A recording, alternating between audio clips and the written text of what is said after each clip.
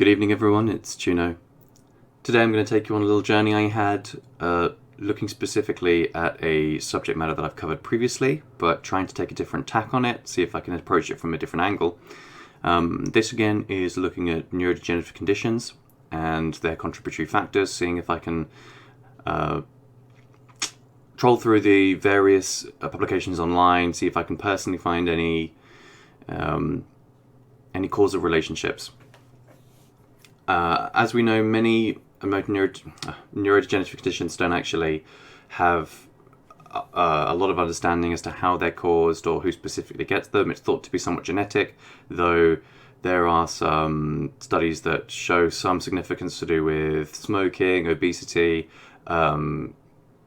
lifestyle choices. Some people, for example, athletes seem to be more predisposed to it. Also people in the military, though there are, of course, cases of people getting it who lived otherwise sedentary lives. So it's very, at present, it appears to be very difficult to draw any conclusions.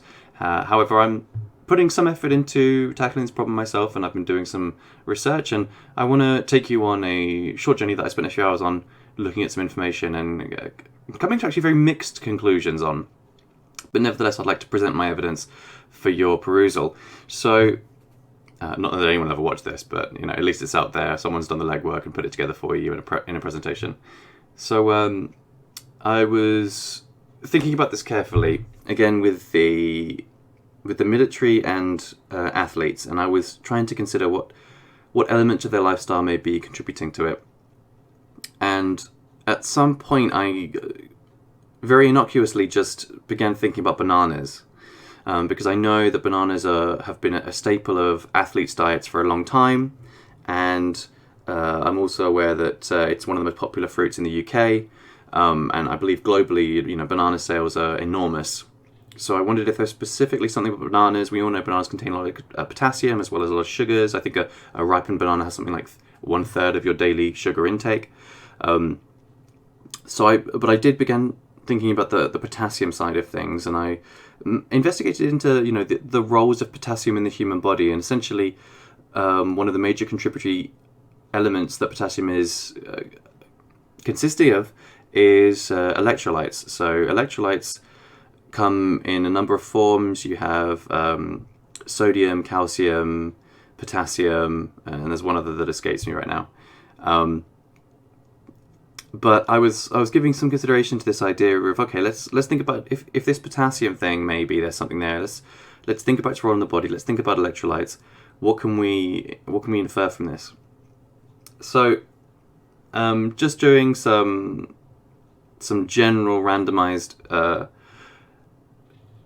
education for myself, I came upon this notion of hyperparathyroidism. Now, the parathyroid is an organ in your throat. It sits behind the thyroid. I believe it is actually part of it. It is consistent of 4 nodules, and they have a very specific function. Now, the thyroid itself is, I believe, part of the endocrine system, so it's got a lot to do with hormone regulation, and hormones are types of like an informative molecule that tells your body, it delivers messages for your body about changes to your homeostasis, so how it wants your individual cells to make changes to whatever the body needs. So examples of hormones are things like testosterone and estrogen, for example, which influence the performance of your body and the functioning of your body.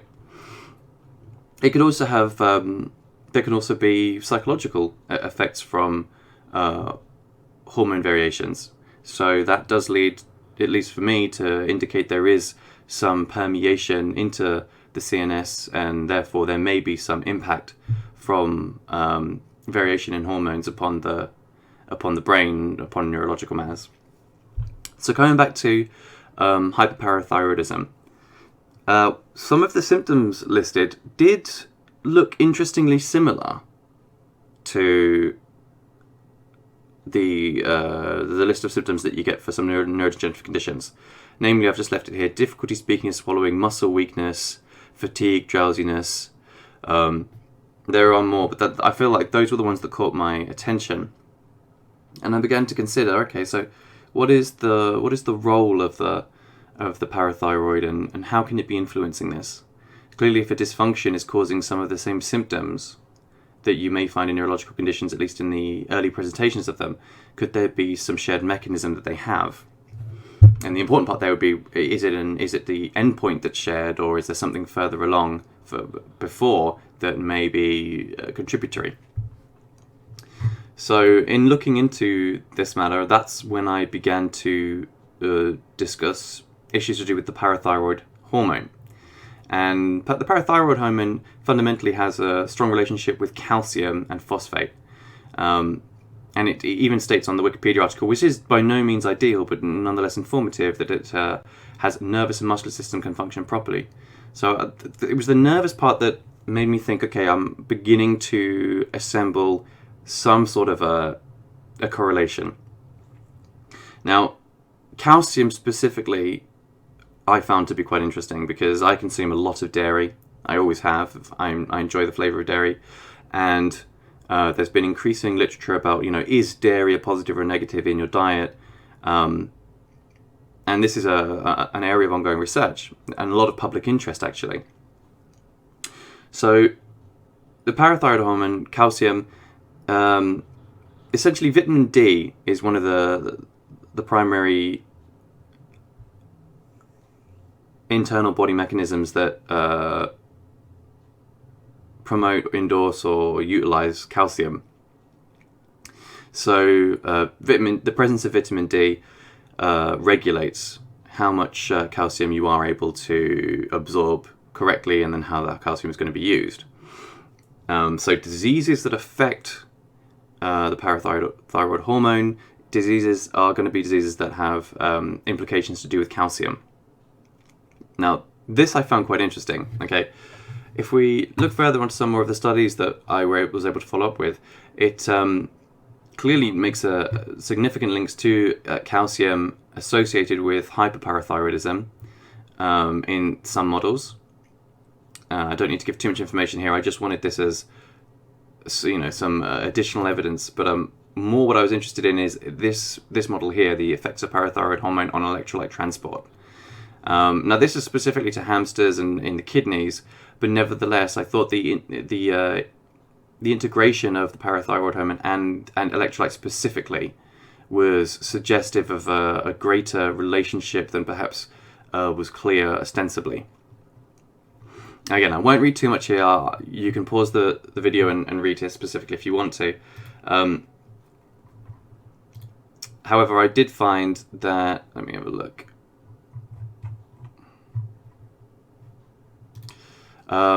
So as I established earlier, calcium is an electrolyte, so it does have very specific properties in blood serum, but also perhaps in cerebral fluid. And something I found very interesting here was that, again, as it says, in electrolyte imbalances specifically, whether looking at hypercalcemia or hypocalcemia, the symptoms of neurological and cardiovascular symptoms are the most common manifestations. Look here, specifically experience muscle cramping and twitching and numbness, also shortness of breath. So specifically with neurodegenerative conditions of the motor neurons, this would be rather significant and could be indicative of a greater relationship. And then I wondered to myself, well, I've done previous research on the proliferation of neurodegenerative conditions, and I did say that there were some instances where Asian populations were affected differently. Now, this is quite significant, I believe, because Asian populations specifically don't have, or it's much rarer for them to have, lactose tolerance. And now lactose would be in Western populations where we would identify the vast majority of, or a large portion of our calcium that we would intake. But the Asian populations are not able to do that. They're not able to obtain calcium in that way for the vast majority of them. So how would they then be accumulating calcium? It's mostly through, obviously, diet, of course. But it would appear to be that they, for example, consume fish that have bones, shells, and scales that are high in calcium that they consume with the fish. So they're actually sometimes eating the soft bones of the fish. They would also gain it from various vegetables that are high in calcium, that are natural to the areas that they grow in, and that could contribute perhaps to why they never developed the ability for adult lactose tolerance, is because it was already present in their diet in other ways, so they never needed to develop that for a genetic advantage. Now, if we continue to look on here, this is where I found an interesting study about ethnic differences in requirements for calcium. Now, I'm not going to go too much into it. However, it does just give you a short abstract here, which I think is worth reading in its totality. So calcium is an essential dietary element to maintain the integrity of the skeleton. I think it's more significant than that, but we'll see. A higher peak adult bone mass has been shown to reduce the risk of osteoporotic fractures in later life. It is postulated that a lifelong high calcium intake would reduce bone loss in advancing age. Just before I continue on there, actually there is a study I'll be referencing later that perhaps sheds further light on that. Available scientific evidence seems to indicate that within any ethnic group, calcium intake is positively associated with bone mass. Controlled calcium supplementation trials in both low and high dietary calcium intake in children and adolescents showed that there is an association between calcium intake and gains in bone mass. Furthermore, studies in adolescents showed that genetic inheritance and skeletal responses to hormonal changes at puberty have great influence on bone mass increments and additional calcium intake. Now, I think that's very significant. We talked earlier about the parathyroid hormone and parathyroid function in general. Now, I believe that events in life that would lead to very high hormonal variation, such as pregnancy or menstruation in women, may be contributory factors to neurodegenerative conditions later on in life. And I suspect it is significant because of electrolyte imbalance and the difficulty in replenishing electrolytes in the brain specifically. So if I just continue here, where was I? Interestingly, cross-cultural comparisons are not convincing enough to demonstrate that lower calcium intake would predispose to higher risk of osteoporosis. It implies that the genetic inheritance, complex environmental factors may be important modulators on bone mass achievement in addition to calcium intake within any group. It does go on to say that, the studies that these things are based on are Caucasian-related mainly, and nutritional adaptation to low calcium is ignored. And it states very clearly there are ethnic differences in calcium absorption, dietary habits, and physical activity, skeletal size. Afterwards, it says the requirements of calcium in Asians may be different from Caucasians. Ideally, each nation should establish its own RDA based on ethnic makeup of its population. This is something I alluded to in my previous video. In Asian country, the major sources of calcium are derived from vegetable types, foods, fish, and shellfish with edible bones, fins, and shells. Recent absorption studies in humans with low oxalate and low phytate vegetables and pulses also showed that, contrary to common presuppositions, these vegetables with low calcium chelators do have a comparable calcium absorbability to milk. Studies on bioavailability of calcium in Asian food and diets are warranted in order to identify rich source calcium. So it is difficult to apprehend exactly how Asians source their calcium and how much they require. Nevertheless, I think it could be a contributory factor to why we see a difference in the rates of neurodegenerative conditions among Asian populations. And if we look at calcium not in its skeletal contributions, but more in its electrolyte content, I think then we may be seeing something more contributory to neurological conditions. If we study it carefully. Now, if I just continue on here, in my last video I made a statement regarding looking at the uses of treatments that are available for neurological conditions as operating in a kind of buffering mechanism, and I found it entirely entirely by chance that this image actually came up during my search.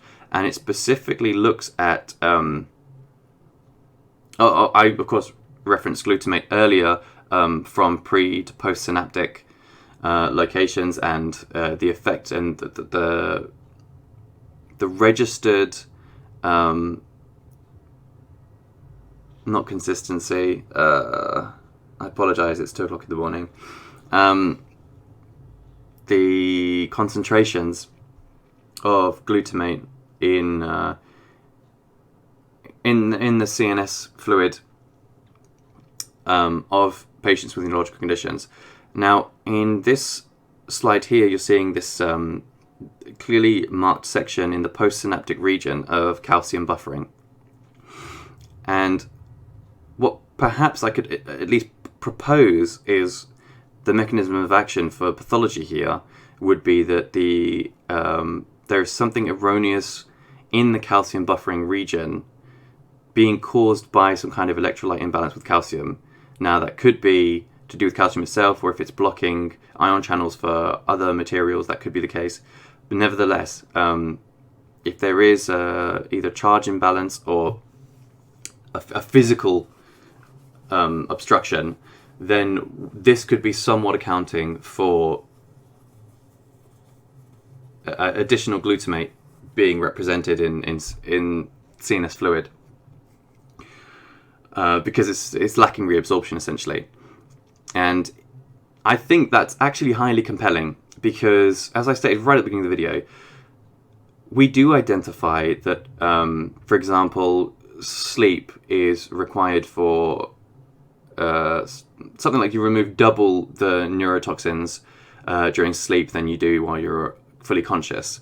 And athletes are on very strict sleeping schedules. People in the military often complain of having very little sleep. And these are sets of people that will exhaust themselves routinely and may not be replenishing electrolytes to either the required amount, or they're overcoming the body's actual absorption rates that they're able to accommodate new electrolytes. So it could be the case that over long periods, it is a kind of a new homeostasis of electrolyte imbalance that's being established. And this is in the long term causing issues with glutamate reabsorption. So that's a postulate I've got. Also, I have to say for example, we understand that vitamin D mostly is synthesized through absorption of UV radiation through the skin, and this is higher in Caucasian people because of their evolutionary path, that they have skin that is higher in its efficiency for synthesizing vitamin D. However, what this could indicate then is these Caucasian populations that are showing incidence rates for neurodegenerative conditions could be, in the examples I've given about people in the military and professional athletes, and in the previous video where I stated that I would also like to include hobby cyclists, like amateur cyclists and winter sport enthusiasts, what we could be finding is that something about their situations uniquely is overexposing them to vitamin D for prolonged periods, and that is affecting calcium absorption, and therefore it is again providing another cause for imbalance in electrolyte concentrations in the brain. And again, if this is something that's being done routinely and for a prolonged period, perhaps it can be having an adaptational effect on neurons that is then presenting later in life.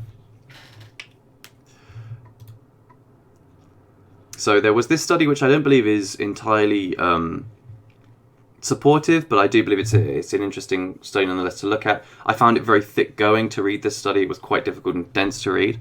But it's calcium influx through plasma membrane nanoruptures drives axon degeneration in a model of multiple sclerosis. They give you some keys below, but just to read the summary: axon loss determines persistent disability in multiple sclerosis patients. Here we use in vivo calcium imaging in a multiple sclerosis model to show that cytoplasmic calcium levels determine the choice between axon loss and survival. We rule out the endoplasmic reticulum, glutamate excitotoxicity, and the reversal of sodium-calcium exchanger as sources of intra-axonal calcium accumulation, and instead of identifying nanoscale ruptures of the axonal plasma membrane as the critical path of calcium entry. I would hesitate to add anything further. I need to research more these nanoscale ruptures of the axonal plasma membrane. I'm not familiar enough with that element of neurology at the moment, but I am interested in that, and I will be reading up on that further. But I just thought it was interesting to reference this study because I think it may be significant, but I am going to have to go through it again because I did find it very dense reading. But there is something that largely contradicts some of my beliefs about this, and this is to pull on the next slide. So this was a study, I believe, from, it's a Brazilian website, so some of the article is in Portuguese, but just to cite the beginning: consumption of milk and calcium in midlife and the future risk of Parkinson's disease. So actually in the results they do say that it's milk specifically and not calcium. And if I just read that bit, I want to make that quite clear that this didn't entirely agree with my hypothesis. Nevertheless, I felt it was worth including anyway. In the course of follow-up, 128 patients from... let me begin. So dietary intake observed from 1965 to 1968 in 7,504 patients, men aged from 45 to 68, and they were followed for 30 years to examine Parkinson's disease. So, results. In the course of the follow-up, 128 developed Parkinson's disease, that's 7.1 per 10,000 person years. Age-adjusted incidence of Parkinson's disease with milk intake from 6.9 per 10,000 person years in men who consumed no milk to 14.9 by 10,000 person years in men who consumed over 16 ounces a day, or half a litre of milk. After further adjustment for dietary and other factors, there was a 2.3-fold excess of Parkinson's disease in the highest intake group versus those who consume no milk. This is the important part. The effect of milk consumption on Parkinson's disease was also independent of the intake of calcium. Calcium from dairy and non-dairy sources had no apparent relation with the risk of Parkinson's disease. But they nevertheless, findings suggest that milk intake is associated with increased risk.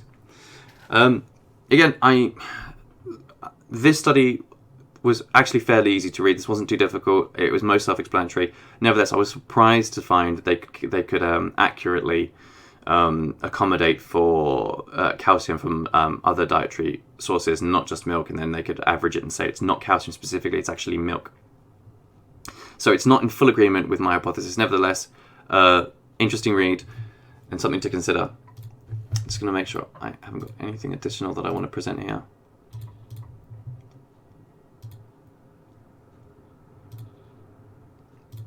Okay, so I will just finish now then, and I'll say, so in summary, I would like to say that my hypothesis essentially suggests that from the very limited reading I've done in front of you now and presented, that there may be some link towards neurodegenerative conditions and either hyperparathyroidism or electrolyte imbalance, specifically affecting the brain and concentrating on the molecule of calcium or calcium ions and their function in postsynaptic absorption of glutamate. I speculated that this could be shown in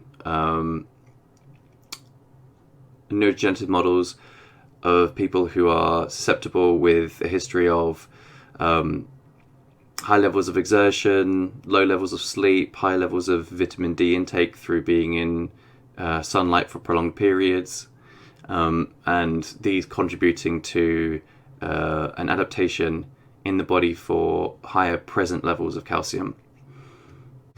I'd like to thank you very much for listening. I hope you found some of what I said informative. I hope anyone with real credentials didn't find my attempts to address this information as ridiculously naive or so obviously misleading in any way. I did this on... I've attempted some of this in good faith, and I appreciate that my ability is quite limited. Nevertheless, I'd like to thank the publications that make information available and allow interested parties to take a personal interest and try and make independent contributions where they see fit. I do this personally because I have an interest in the field. I'll admit, as I said, I'm in no way accredited or professional in this. Nevertheless, I find it thoroughly interesting, and if I do draw any conclusions or perceive any specific correlations, I think it's reasonable for me to at least attempt to share those that perception with others if it could potentially be of use. So, yeah, again, thank you very much for watching, and let me know. See you later. Bye bye.